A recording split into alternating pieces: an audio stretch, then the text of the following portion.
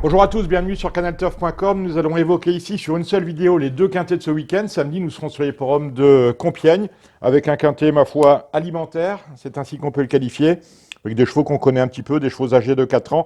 On est sur la distance de 2000 mètres. Le terrain devrait être bon. Autrement dit, avantage aux chevaux qui vont galoper en tête. Est-ce qu'on a des bases dans cette épreuve? Absolument pas. Je pense au numéro 3 Gourel qui devrait être votre favori, qui n'a de cesse de décevoir depuis le début de la saison. 6e, 4e, 6e, à chaque fois il est favori. C'est la casaque d'Augustin Normand.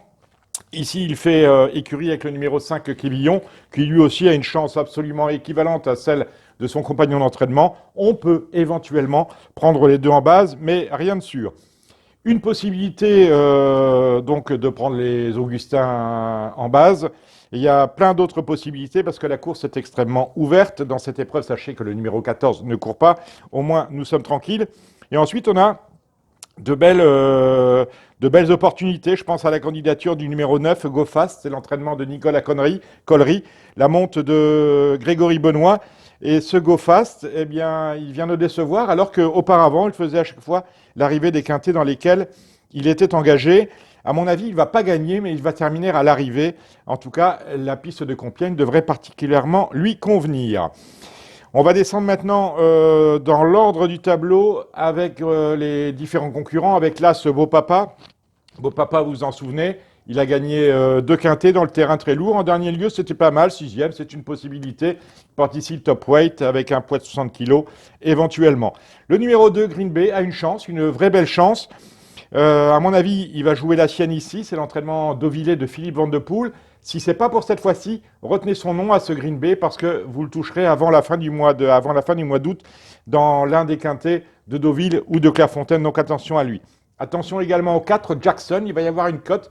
Il a été baissé sur l'échelle des valeurs. Il sera beaucoup mieux dans cette épreuve que lors de ses deux sorties de l'année où il avait terminé chaque fois non placé. Il va y avoir 30 contre 1, monté par un jockey en forme, Anthony Crastus. C'est une belle possibilité. Attention aussi, Embajadores pour l'entraînement de Michel Maillard, la montre de Pierre-Charles Boudot, un cheval qui vient de se classer 4e dans sa catégorie. Chance tout à fait régulière. Je laisse de côté le 7 Blue Hills, de même que je laisse de côté le 8 Border City. Le numéro 10 Berjou est tout à fait capable de faire un truc. Il va là encore y avoir une cote. Vous voyez, on a des chevaux comme ça qui ont de belles chances, mais dont la cote sera tout à fait appréciable. Attention également au 11 Ganacast. Attention également au 12 Golden Racha, qui vient de décevoir dans la catégorie, mais qui est tout à fait capable de se réhabiliter. Je laisse ensuite de côté le 13 Vieux Moulin, le 15 Baron. Quant au 16, Aki, alors je ne sais pas quoi en penser. Aki, c'est le moins expérimenté de l'épreuve. Il n'a couru que 4 fois. C'est sa 5e sortie de public. La première course, sa course de début, elle était lumineuse. Il est un peu lâché au poids ici en valeur 34. C'est l'entraînement de John Hammond et la monte de Fabien Lefebvre.